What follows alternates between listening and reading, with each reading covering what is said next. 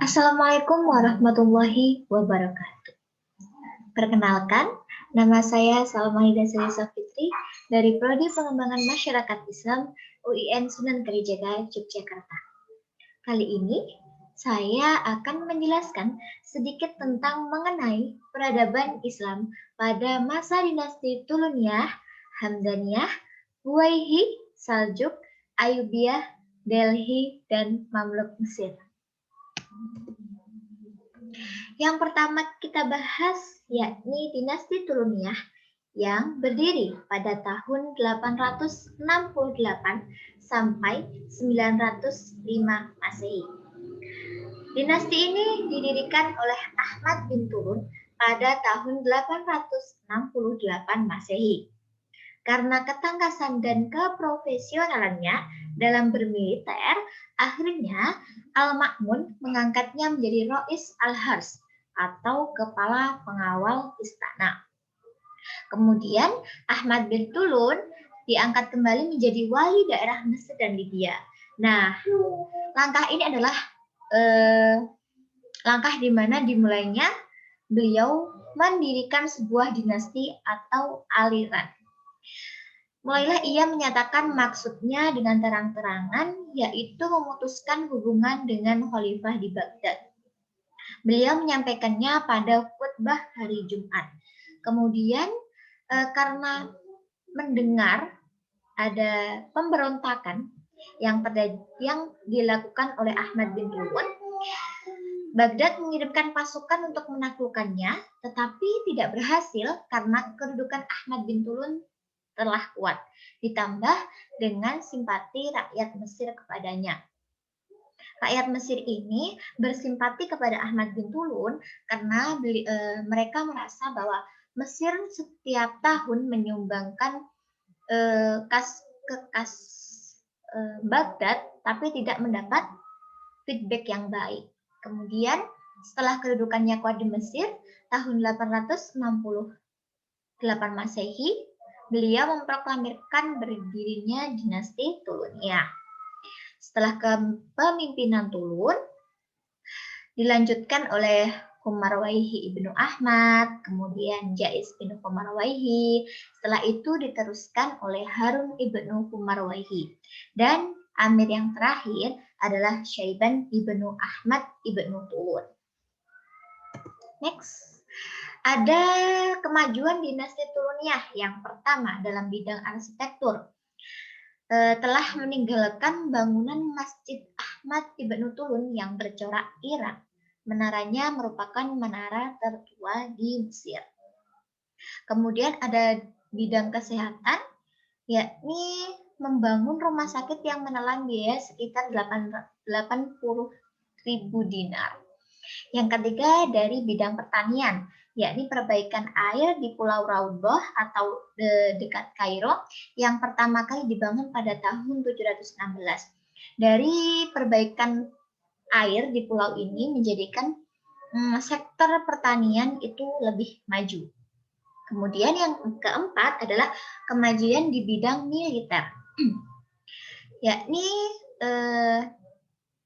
menambah kekuatan dengan menambah pasukan sekitar 100.000 orang dan 100 kapal perang. Lanjut, yakni kemunduran dinasti Tuluniyah. Jadi setelah kita membahas mengenai berdirinya dinasti Tuluniyah, kemudian peradaban atau kemajuan-kemajuan yang dibentuk dari dinasti Tuluniyah, yang terakhir ada kemunduran dinasti Tuluniyah. Ada beberapa faktor, diantaranya ialah kematian Humarwaihi pada tahun 895. Hal ini menjadi awal lemahnya kepemimpinan dinasti Tuluniyah. Kemudian ada persaingan yang hebat antara unsur-unsur pembesar dinasti setelah memecah persatuan dalam dinasti. Jadi di dalam dinasti ada banyak persaingan. Kemudian yang ketiga, adiknya yang berusia 14 tahun, Harun Humarwaihi diangkat sebagai amir yang keempat. Jadi setelah kematian Humarwaihi, amir yang diangkat masih belum cakap, masih berumur 14 tahun. Yang terakhir yakni karena adiknya belum cakap, beliau menyerah ke tangan pasukan Bani Abbas yang menyerang Mesir pada tahun 905 Masehi. Lanjut kepada dinasti Hamdaniyah. Dinasti ini didirikan oleh Hamdan bin Hamdun yang merupakan gubernur Mosul atau yang sekarang ini Irak, yang diangkat pada tahun 905 Masehi oleh Khalifah Al-Muqtafi. Muncul akibat dinasti Hamdaniyah ini muncul akibat dari kekacauan yang terjadi pada dinasti Abbasiyah. Jadi pada saat dinasti Abbasiyah mulai terjadi kekacauan, dinasti Hamdaniyah ini muncul sebagai tandingan dinasti Ikhlisiyah yang berada di Turkistan yang beraliran Syiah moderat. Kemudian dinasti Hamdaniyah ini mempunyai dua daerah terpisah, yakni Mosul yang dipimpin oleh Muhammad bin Abdullah, kemudian digantikan oleh Abu Muhammad. Sedangkan daerah kedua adalah Halab yang dipimpin oleh Husain bin Abdullah. Lanjut. Kemajuan dinasti Hamdaniyah. Yang pertama ada melakukan perluasan dan pertahanan daerah kekuasaannya dari bangsa Romawi dengan mengajukan wilayah utara Syria menjadi wilayah kekuasaannya kepada penguasa Khalifah Abbasiyah dengan tujuan mempermudah pengawasan apabila terjadi serangan dari bangsa Romawi. Jadi ini dari bidang pertahanan atau militer. Yang kedua, membuat Baghdad tunduk kepadanya selama kurang lebih 1 tahun yang sebelumnya dikuasai oleh dinasti Buwayhi. Jadi pada tahun ini, Baghdad merupakan kota yang sangat berpengaruh. Jadi dinasti Hamdaniyah ini bisa menguasai Baghdad kurang lebih selama 1 tahun dari dinasti sebelumnya yang menguasainya, yakni dinasti Buwayhi. Kemudian muncul ilmuwan muslim terkenal dalam bidang nahwu, sastra, filosofi, serta kedokteran. Jadi kedokteran ini ada Ibnu Sina dan Al-Farabi. Jadi beliau ini muncul pada dinasti Hamdaniyah. Lanjut, setelah membahas tentang peradabannya, kita lanjut ke kemunduran dinasti Hamdaniyah. Ada beberapa faktor. Yang pertama, tidak bertanggung jawab dan sikap yang destruktif. Khalifah-khalifah pada dinasti Hamdaniyah ini kebanyakan tidak bertanggung jawab atas peraturan-peraturan yang dikeluarkan, atas kebijakan yang dikeluarkan, atas kelakuan atau perilaku yang mereka tampilkan kepada rakyat, dan itu yang membuat rakyat hilang respect kepada para pemimpin di dinasti Hamdaniyah. Kemudian yang kedua, bangkitnya kembali dinasti Bizantium di bawah kekuasaan Macedonia yang bersamaan dengan berdirinya dinasti Hamdaniyah di Suriah, menyebabkan dinasti Hamdaniyah tidak bisa menghindari dari invasi. Jadi dinasti Bizantium ini muncul kemudian menyebabkan dinasti Hamdaniyah ini kekurangan pasokan atau kekurangan uang yang menjadikan dinasti Hamdaniyah ini mengalami invasi. Yang ketiga yakni kebijakan ekspansionis Fatimiyah ke Suriah bagian selatan juga melumpuhkan kekuasaan dinasti ini. Sampai-sampai ekspansionis ini mengakibatkan terbunuhnya Said ad-Daulah yang tengah memegang tampuk kekuasaan dinasti Hamdaniyah. Jadi kemunduran dinasti Hamdaniyah ini berada terakhir di tangan Said ad-Daulah, pemimpin terakhir sebelum keruntuhan dinasti Hamdaniyah. Lanjut kepada dinasti selanjutnya, yakni dinasti Buwayhi. Didirikan oleh 3 bersaudara, yaitu Ali bin Buwayhi, Hasan bin Buwayhi, dan Ahmad bin Buwayhi. Kemudian mengalami perkembangan pesat ketika dinasti Abbasiyah di Baghdad mulai melemah dan mengalami kemunduran. Jadi ini juga salah satu dinasti yang muncul akibat dari melemahnya dan hancurnya dinasti Abbasiyah. Kemudian perjalanan dinasti ini dapat dibagi dalam 2 periode, yakni periode pertumbuhan serta konsolidasi, dan periode kedua adalah periode defensif. Dipimpin oleh 10 orang penguasa. Di kepemimpinannya pada tahun 333 Hijriah sampai 447 Hijriah. Kemudian masuk kepada peradaban dinasti Buwayhi. Yang pertama, membangun di Baghdad akademi lengkap dengan perpustakaan yang menyimpan 10.000 buku. Jadi pada dinasti ini mereka mendirikan beberapa akademi dan di dalamnya lengkap dengan perpustakaan dan terdapat banyak buku. Jadi peradaban pada bidang ilmu pengetahuan. Kemudian berhasil mempersatukan beberapa wilayah kerajaan kecil di Persia dan Irak. Jadi mereka menjadi sekutu bagi mereka. Kemudian kota lain yang maju pada zaman Bani Buwayhi selain kota Baghdad adalah kota Shiraz dan Rai. Jadi pada dinasti ini tidak hanya berpusat kepada Baghdad saja, namun juga kepada kota Shiraz dan Rai. Selanjutnya, Khalifah Al-Addu mendukung perkembangan ilmu pengetahuan dan sastra.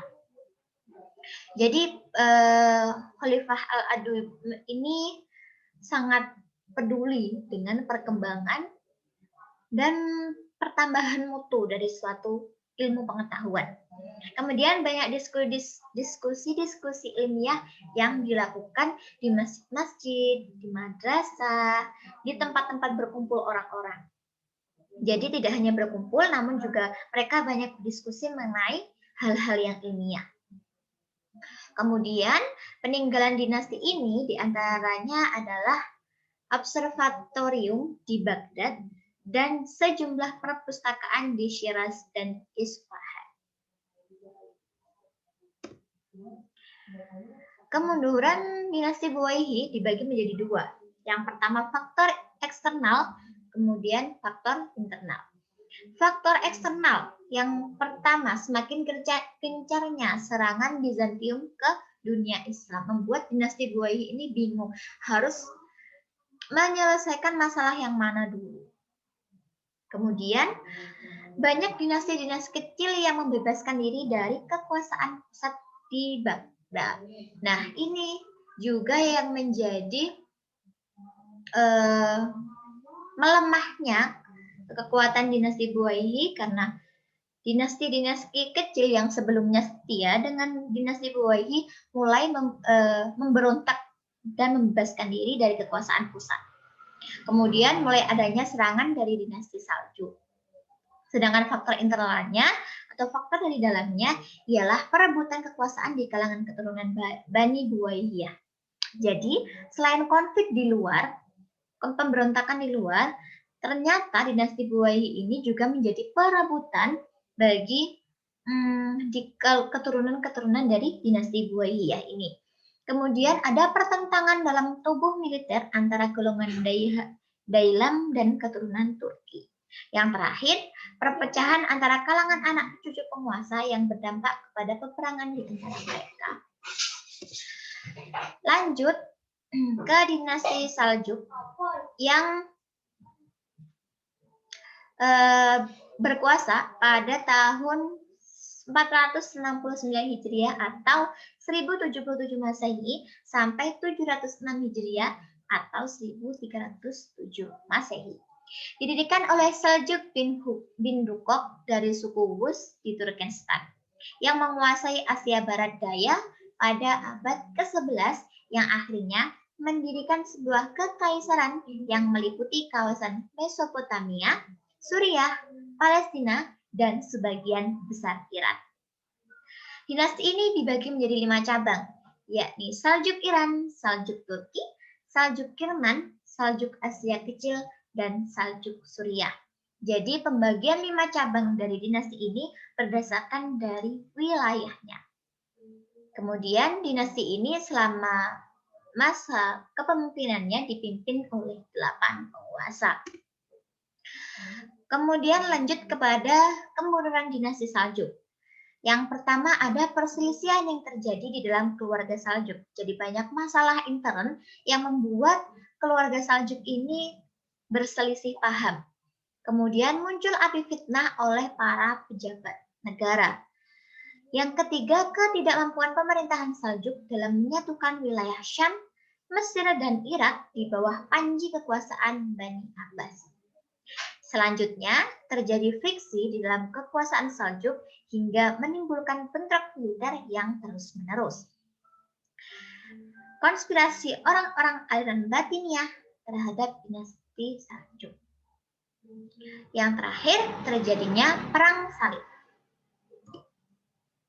Lanjut tentang peradaban dinasti Saljuk. Yang pertama ada mendirikan sekolah-sekolah yang disebut dengan Madaris Nizamiyah.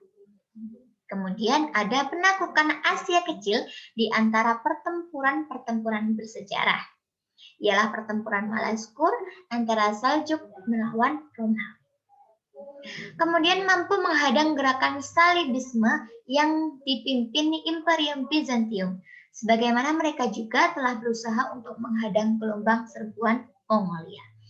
Jadi dinasti Saljuk ini sangat kuat, jadi bisa menghadang serbuan Mongolia. Kemudian peninggalan dinasti ini diantaranya adalah Hezil Kula atau Menara Merah di Alanya, Turki, yang merupakan pangkalan pertahanan Bani Saljuk, dan Masjid Jumar di Isfahan, Irak. Yang terakhir, mencegah rencana penyatuan wilayah Timur Arab oleh pemerintahan Fatimiyah atau Ubaidiyah di Mesir untuk berada di bawah satu payung pemerintahan mereka yang Syiah.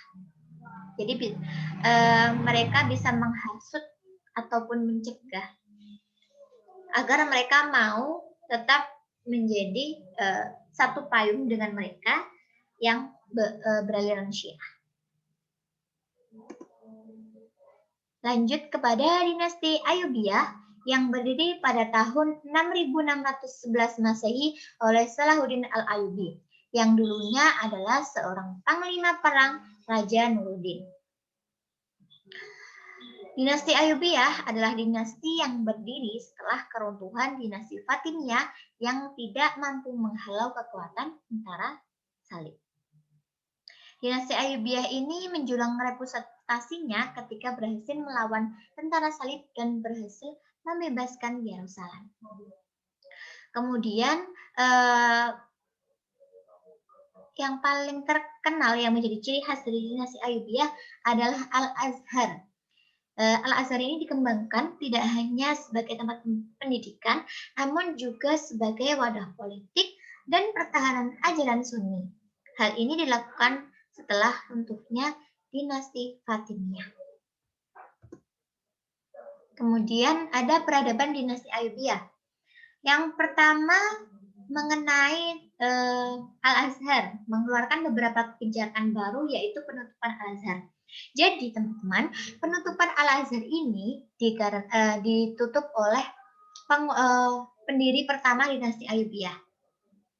Nah, mengapa ditutup? Karena beliau merasa harus menghilangkan ajaran-ajaran Syiah agar masuk kepada ajaran-ajaran Sunni yang dipegang oleh dinasti Ayyubiyah ini. Jadi Fatimiyah menghilangkan adat-adat atau tradisi Fatimiyah yang beraliran Syiah ke aliran Sunni yang dipegang oleh dinasti Ayyubiyah ini.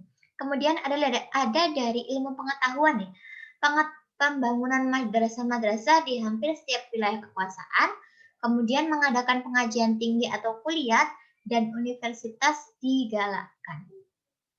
Jadi Ayyubiyah ini sangat peduli dengan ilmu pengetahuan, kemudian pembangunan madrasah, dan pemaksimalan dari fungsi madrasah-madrasah tersebut. Yang ketiga dari bidang militer, yakni membangun tembok kota sebagai benteng pertahanan di Kairo dan Bukit Mokotam. Pasukannya juga diperkuat oleh pasukan Barbar, Turki, dan Afrika. Yang terakhir dari bidang kesehatan, yakni didirikan sebuah rumah sakit bagi orang yang cacat pikiran atau yang mungkin mempunyai gangguan-gangguan jiwa atau pikiran seperti itu. Kemudian kita masuk kepada keruntuhan dinasti Ayyubiyah. Ini ada cuplikan cerita dari runtuhnya dinasti Abbasiyah. Ketika Malik As-Soleh meninggal, anaknya Turosha naik takhta sebagai sultan. Golongan Mamalik merasa terancam karena Turosha lebih dekat kepada tentara asal Kurdi daripada mereka.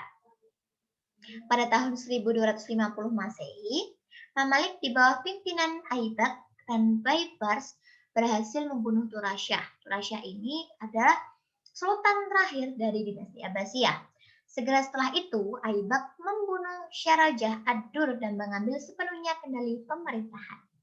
Pada mulanya, Aibak mengangkat seorang keturunan penguasa Ayyubiyah bernama Musa sebagai sultan syar'i atau sultan yang formal, yang sah, di samping dirinya yang bertindak sebagai penguasa yang sebenarnya.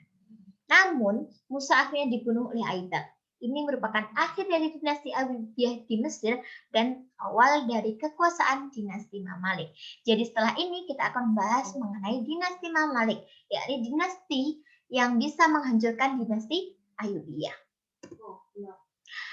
Berdirinya dinasti Delhi didirikan pada tahun 1206 oleh Qutbuddin Aibak.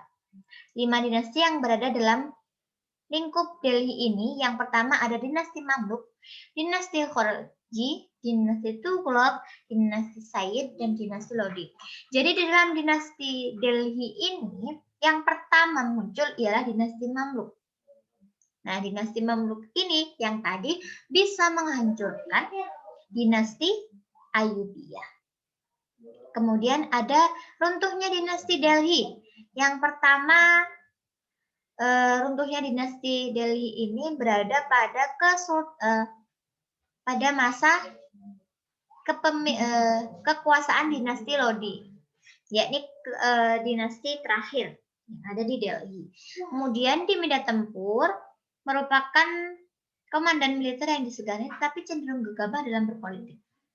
Jadi banyak pemimpin dari dinasti Delhi yang sebenarnya dalam bidang militer mereka pandai, namun cenderung gegabah. Jadi tidak mempunyai ilmu yang digunakan. Oleh karena itu, banyak orang-orang di lingkaran terdekatnya menaruh sinisme diam-diam. Inilah masa-masa senja Kesultanan Delhi. Kemudian salah satu yang tidak menyukai Ibrahim Lodi adalah Gubernur Punjab Daulat Khan. Dia kemudian bersekutu dengan seorang keturunan Timur Leng, yakni Babur, hingga pecah perang Panipat pertama pada tahun 1526 Masehi. Setelah melalui berbagai konflik, Ibrahim Lodi kalah sekaligus menamatkan riwayat Kesultanan Delhi.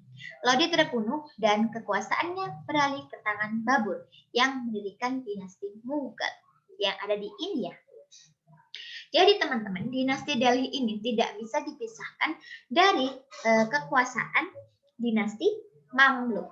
Karena di Kesultanan Delhi ini sangat bergantung, sangat dipengaruhi oleh dinasti Mamluk. Jadi dinasti yang paling kuat selama menjabat di Kesultanan Delhi ialah dinasti Mamluk. Kemudian kita membahas setelah mengetahui ada beberapa dinasti yang ada di Kesultanan Delhi, kita membahas mengenai dinasti Mamluk didirikan oleh para Buddha. Jadi teman-teman, tadi kita sudah membaca, kita sudah mendengarkan mengenai apa sih orang-orang yang mengalahkan atau tadi khawatir dengan merasa terancam karena Quraisy lebih dekat dengan tentara asal Kurdi daripada mereka. Nah, golongan Mamalik ini adalah golongan para budak yang diasuh, yang diajarkan mengenai militer yang ada pada dinasti Ayyubiyah. Jadi pada masa Quraisy ini, golongan Mamalik atau golongan budak yang diberikan pengetahuan mengenai militer itu merasa terancam karena pemimpin mereka lebih condong kepada tentara asal Kurdi seperti itu. Jadi muncullah ide untuk memberontak. Lanjut. Nih, mereka pada mulanya adalah orang-orang yang ditawan oleh penguasa dinasti Ayyubiyah sebagai budak. Nah, jadi asal mereka adalah tawanan perang yang dijadikan budak, kemudian dididik dan dijadikan tentara.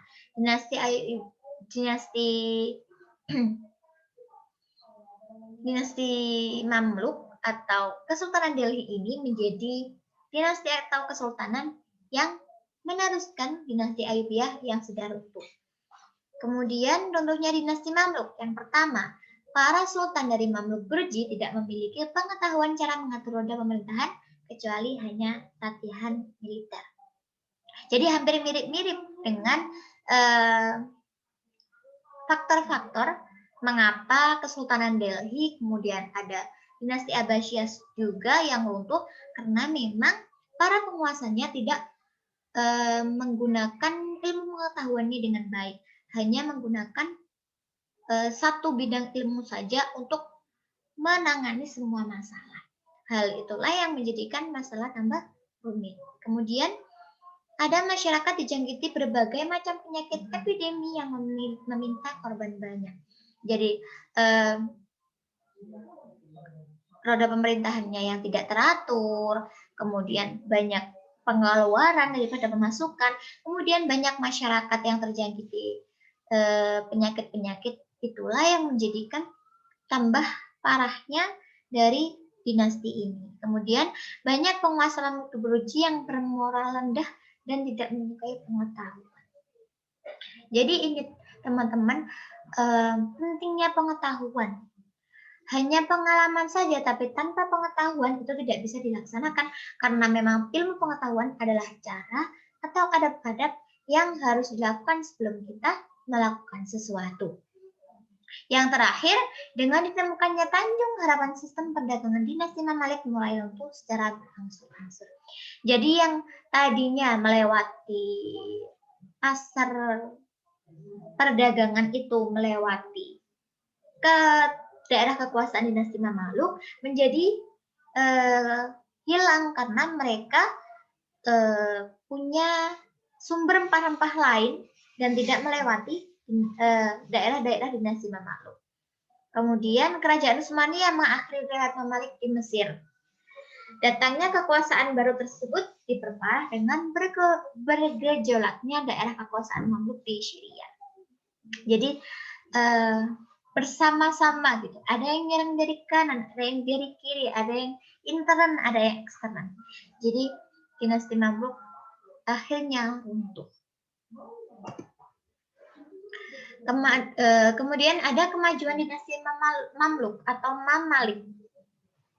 Berasal dari para pendirinya, jadi budak yang dijadikan tentara. Ada dari bidang militer, adanya buku tentang tata cara menunggang kuda dan berperang. Salah satunya adalah karya Al-Aqsaroi. Kemudian ada bidang pemerintahan, kemenangan dinasti Mamalik atas tentara Mongol di Ain al-Jalut menjadi modal besar untuk menguasai daerah-daerah sekitarnya. Jadi memang dinasti Mamluk ini mempunyai daerah-daerah kekuasaan yang sangat luas. Ada bidang arsitektur. Ciri khas peradaban fisiknya adalah berupa kompleks yang terdiri dari masjid, madrasah, dan pemakaman. Yang terakhir ada pada bidang ekonomi. Dinasti Mamluk membuka hubungan dengan negara-negara mancanegara. Dalam sektor pertanian, pemerintah mengambil kebijakan pasar bebas kepada petani. Artinya, petani diberikan kebebasan untuk memasarkan sendiri hasil pertaniannya. Kemudian ada pengaruh kebijakan dinasti Mamluk terhadap Kesultanan Delhi. Jadi sudah saya katakan tadi bahwa Kesultanan Delhi tidak bisa dipisahkan dengan dinasti Mamluk karena memang dinasti Mamluk sangat mempengaruhi jalannya pemerintahan, jalannya kebijakan-kebijakan yang ada. Yang pertama ada aneksasi di perbatasan barat laut. Dapat memperluas batas teritorial kesultanan dan menghubungkannya ke dalam satu pusat, yaitu Delhi. Jadi kebijakan dinasti Mamluk ini mempengaruhi dari Kesultanan Delhi. Jadi penerus-penerus setelah dinasti Mamluk ini bisa merasakan karena peluasan wilayah dari dinasti Mamluk. Kemudian ada strata sosial. Dinasti Mamluk memperlakukan orang-orang Hindu dan Muslim dengan setara. Ia memberi kebebasan penuh kepada rakyatnya dalam beragama dan menjalankan ritual keagamaan mereka masing-masing. Jadi dinasti Mamluk ini sudah menerapkan sikap toleransi meskipun mereka berbeda agama, namun tidak membeda-bedakan kasta, tidak ada kasta. Jadi sangat patut dicontoh bagi kita bersama. Yang terakhir ada bidang administrasi. Sultan memiliki kontrol yang kuat terhadap komunikasi di berbagai wilayah. Oleh karena itu, terdapat solidaritas dan kesetiaan dari wilayah-wilayah yang dikuasainya. Jadi, langkah ini adalah langkah untuk meminimalisir adanya pemberontakan-pemberontakan di wilayah-wilayah kecil. Oke, selesai. Jadi ada banyak dinasti-dinasti kecil dan ada juga kesultanan yang di dalamnya ada beberapa dinasti. Nah, hal yang bisa kita petik nih apa aja? Yang pertama, ilmu pengetahuan adalah sesuatu hal yang sangat penting. Ilmu pengetahuan itu digunakan pada waktu dan tempat yang tepat. Karena ilmu pengetahuan yang tidak pada tempatnya akan menimbulkan masalah yang baru. Kemudian kita bisa belajar untuk giat mencari ilmu. Karena apa? Sebagai seorang pemimpin, kita tidak tahu ke depannya kita akan menjadi siapa dan menjadi apa, tapi yang terpenting kita harus bisa memimpin diri sendiri. Nah, langkah yang terpenting dalam memimpin adalah mengenai sikap tanggung jawab terhadap apa yang diputuskan, kebijakan apa yang dikeluarkan. Nah, dari sini kita bisa belajar tentang bertanggung jawab. Kemudian, yang terakhir adalah mengenai toleransi. Meskipun banyak hal perbedaan yang ada, mulai dari agama, kepercayaan, budaya, adat istiadat, bahasa, dan apapun itu, kita harus bisa menghargai, respect kepada orang-orang di sekitar kita. Karena apa? Karena kerukunan adalah salah satu hal terpenting yang ada di hidup. Makan enak pun, uang banyak pun, kalau tidak akur, tidak melaksanakan dan melaksanakan sesuatu yang penting secara bersama-sama, tidak rukun dengan tetangga misalkan. Hal itu juga tidak ada gunanya kalau kita bisa makan enak, tapi bertengkar misalkan dengan orang-orang yang ada di sekitar kita. Jadi ada 3 poin yang bisa kita petik, mulai dari ilmu pengetahuan yang harus cakap, tentang pemimpin yang bertanggung jawab, dan yang terakhir adalah tentang toleransi. Mungkin itu saja yang bisa saya sampaikan untuk pertemuan kali ini. Semoga apa yang saya sampaikan bisa diterima dengan baik dan bisa bermanfaat untuk kita semua. Saya akhiri, saya mohon maaf bila banyak kekurangan dan kesalahan. Wabillahi taufik wal hidayah. Wassalamualaikum warahmatullahi wabarakatuh.